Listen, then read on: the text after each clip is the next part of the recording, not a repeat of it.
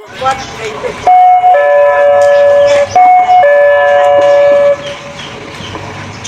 ับขอสวัสดีอีกครั้งหนึ่งนะครับนะ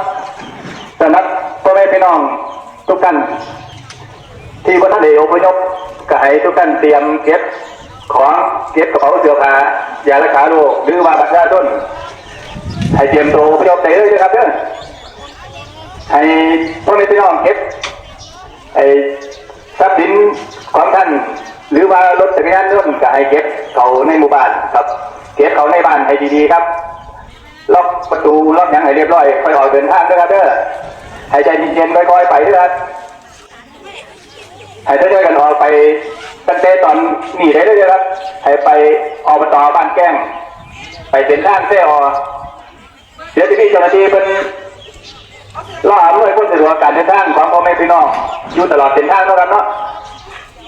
ท่านใดที่พร้อมแล้วก็ให้ออกเดินทางได้เลยด้วยครับเด้อ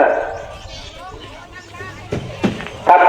เจ้าหนี้กับพี่เขาไปแจ้งประชาสัมพันธ์แจ้งเจ้าหนี้ครับครับขอบคุณครับสวัสดีครับ